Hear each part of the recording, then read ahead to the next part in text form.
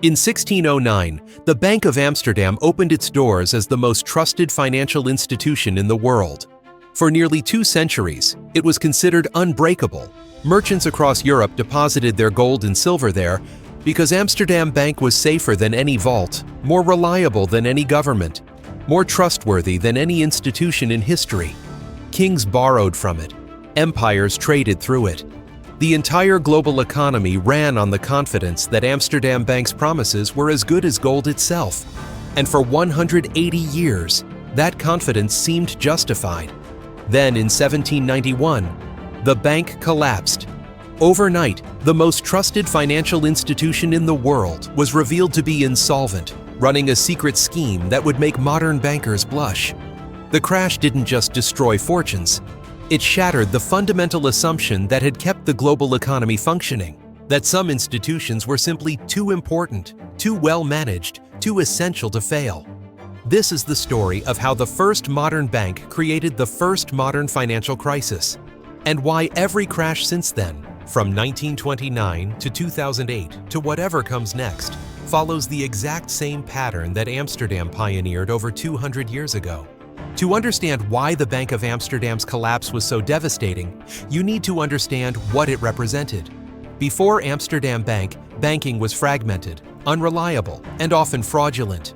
Money changers operated from market stalls. Goldsmiths held deposits, but frequently absconded with the funds. There was no standardization, no regulation, no institution that commanded universal trust. The Dutch Republic changed that. In 1609, the city of Amsterdam established the Wisselbank, the exchange bank, as a public institution backed by the city government.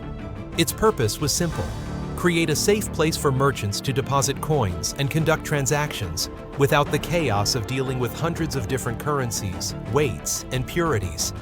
Here's how it worked. Merchants would deposit their gold and silver coins with the bank. In return, they received credit in bank florins, a standardized unit of account. These bank florins could be transferred between accounts to settle debts without physically moving metal. It was essentially the world's first system of book entry transfers, the ancestor of modern electronic banking. The genius was in the trust. Amsterdam Bank was backed by the city government, which had a vested interest in maintaining its reputation. The bank promised that deposits were held in full reserve. Every bank florin was backed by actual metal in the vault. You could walk in and redeem your florins for coins anytime you wanted. This created unprecedented confidence. Merchants didn't need to worry about the purity of coins or the honesty of their trading partners. Amsterdam Bank florins became the most trusted currency in the world. International trade increasingly settled in Amsterdam florins rather than physical gold and silver. The bank became the foundation of Dutch commercial supremacy. Amsterdam was already the trading capital of Europe, but the bank made it the financial capital as well. Money flowed into the bank from across the continent. The Dutch East India Company, the VOC, conducted its massive operations through Amsterdam Bank. The system seemed perfect, secure, and permanent. For over a century, it was. The Bank of Amsterdam's fate was intimately tied to the Dutch East India Company, the VOC.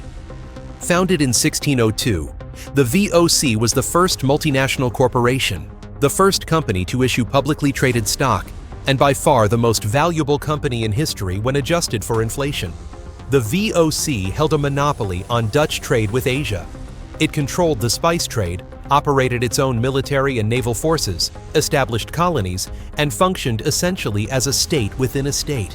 At its peak, the VOC was worth an estimated $7.9 trillion in today's money, making it more valuable than Apple, Microsoft, and Amazon combined. The company's operations were enormous. It sent hundreds of ships annually to Asia, carrying tens of thousands of employees, soldiers, and sailors. It maintained trading posts from South Africa to Japan. It paid massive dividends to shareholders and became the backbone of Dutch wealth and power. And all of this ran through the Bank of Amsterdam. The VOC deposited its revenues there. It borrowed from the bank to finance expeditions. It settled accounts with suppliers and investors through bank transfers. The relationship was symbiotic. The VOC gave the bank prestige and volume. The bank gave the VOC stability and credibility. But this created a dangerous dependency. The bank's fortunes became tied to the VOC's success. When the company thrived, the bank thrived. But what would happen if the VOC stumbled? By the mid-18th century, the VOC was in trouble. Competition from British and French trading companies was intensifying. Wars in Europe disrupted trade routes. Corruption within the company was rampant. Administrative costs soared. The VOC's legendary profitability was declining. But the VOC was too big to fail. It employed tens of thousands of Dutch citizens. Its dividends funded the retirements of wealthy families. Its trade sustained entire industries. The Dutch government couldn't let it collapse, and neither could the Bank of Amsterdam. The Bank of Amsterdam had one fundamental rule, the rule that made it trustworthy: full reserve banking. Every florin in circulation was supposed to be backed by actual metal in the vault. The bank was not supposed to lend out deposits. It was a warehouse for money, not a profit-generating institution. This was the entire basis of its credibility. Merchants trusted Amsterdam Bank because they believed their deposits were safe, sitting in the vault, ready to be withdrawn at any time.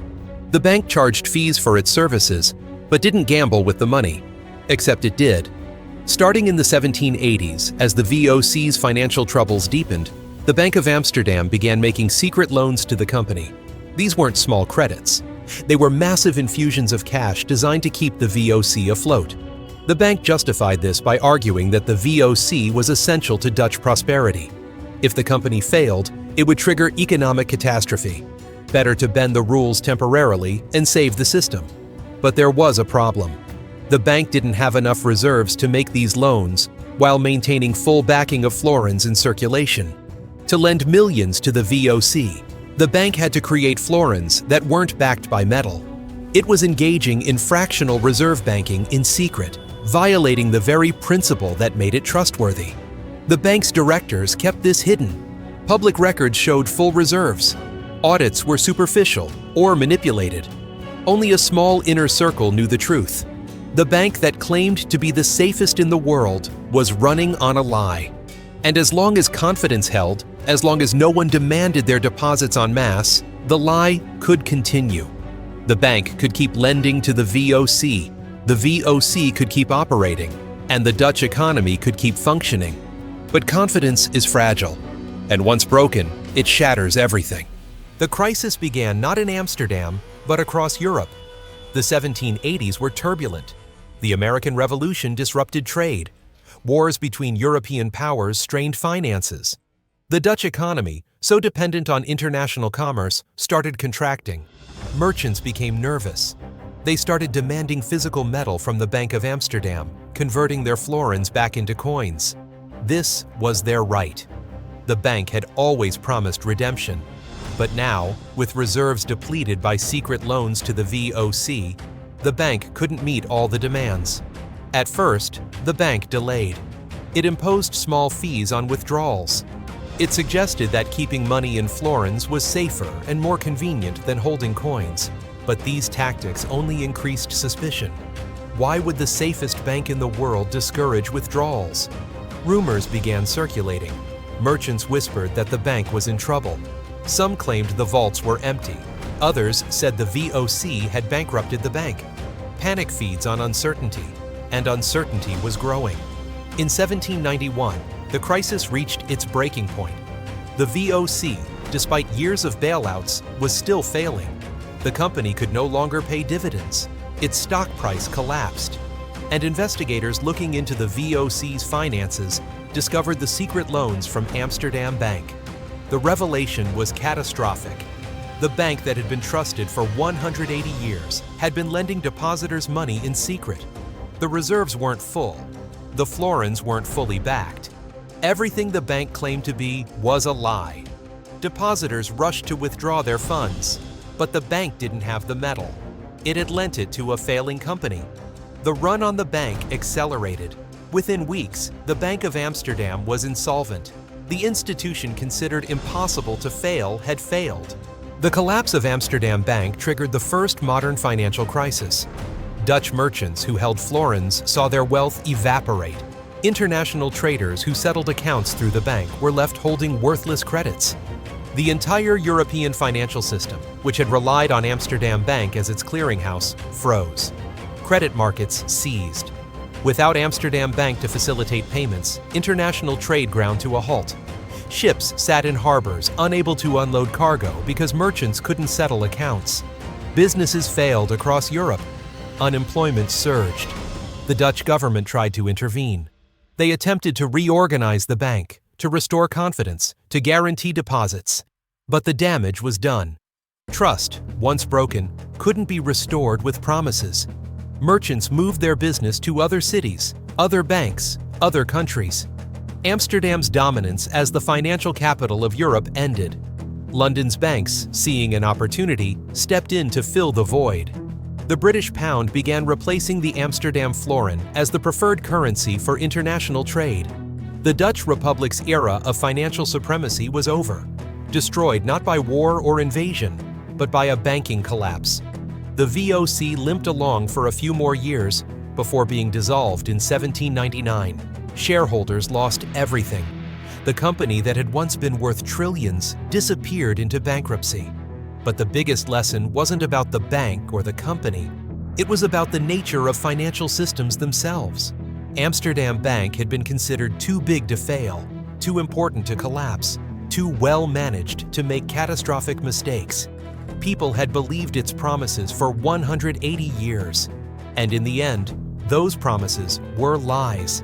The bank had gambled with depositors' money to save a failing corporation.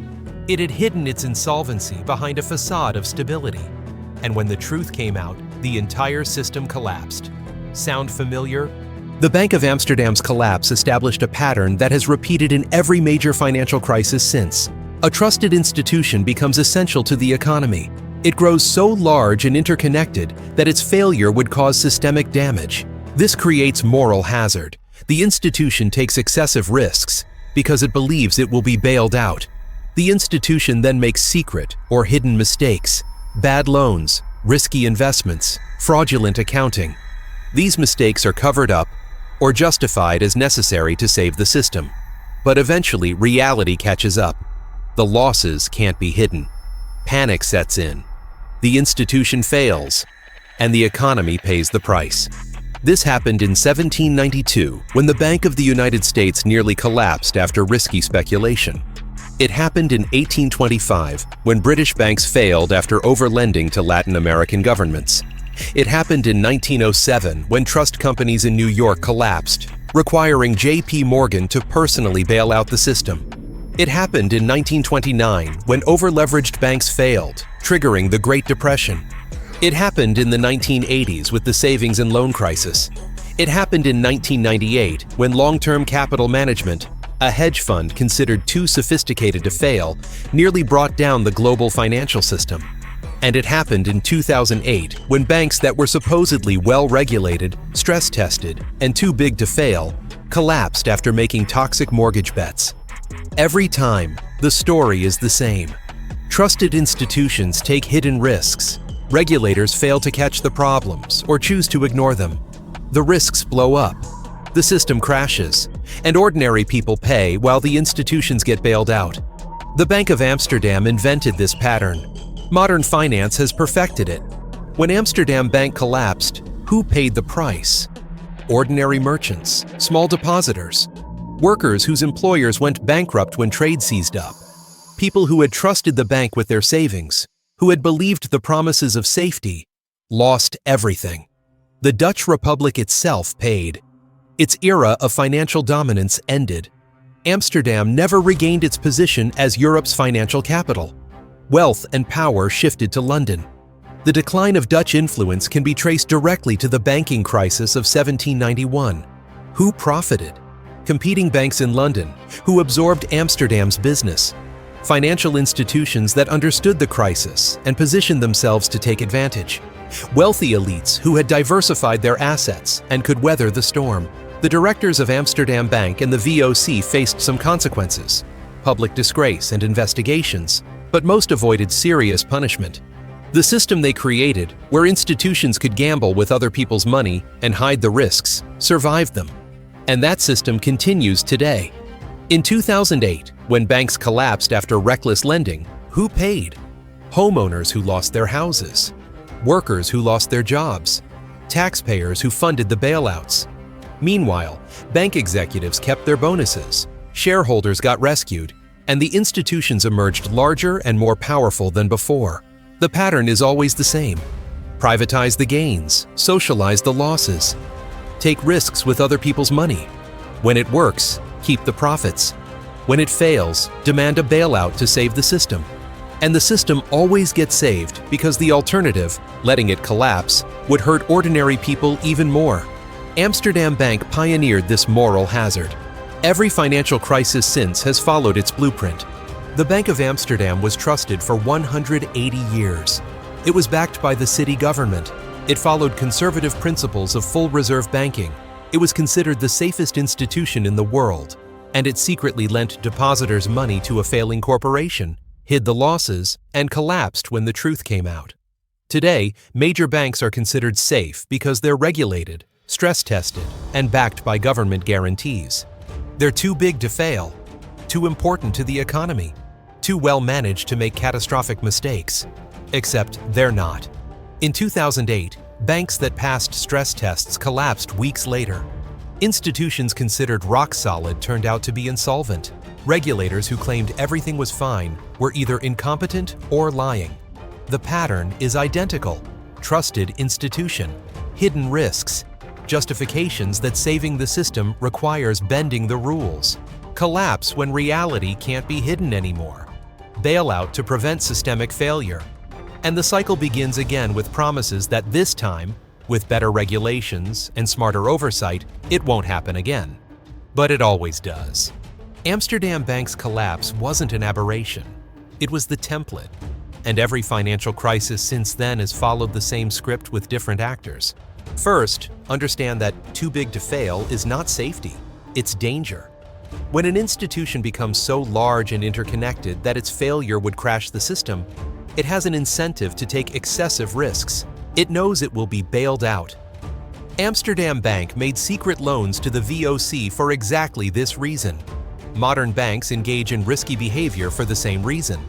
Size creates moral hazard, not security. Second, recognize that financial institutions hide problems until they can't anymore. Amsterdam Bank concealed its insolvency for years. The extent of the 2008 crisis wasn't revealed until banks started failing. Audits, regulations, and oversight don't prevent deception. They just make it more sophisticated. Never assume that because an institution is regulated, it is safe. Third, diversify beyond the banking system. When Amsterdam Bank collapsed, merchants who held all their wealth in florins lost everything. Those with gold, land, and businesses in multiple countries survived. Today, keeping all your wealth in bank deposits, bonds, or paper assets exposes you to the same risk. Real assets, things that have value independent of financial institutions, are the only protection when the system fails. In 1609, the Bank of Amsterdam opened as the safest financial institution in the world. For 180 years, it kept that reputation. Merchants trusted it, governments relied on it, the global economy depended on it. Then, in 1791, it collapsed. The bank had secretly lent depositors money to a failing corporation. The reserves were gone. The promises were lies. And the institution everyone believed was too important to fail proved that nothing is too big to collapse when the foundation is rotten. That wasn't the last financial crisis. It was the first modern one. Every crash since then, every panic, every unexpected collapse of trusted institutions has followed the same pattern Amsterdam pioneered. Hidden risks, moral hazard, too big to fail becoming too big to save.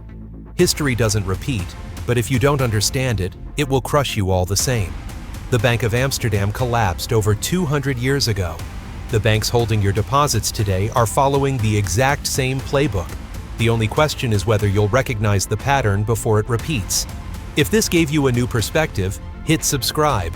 History has the answers, and I'll show you where to look.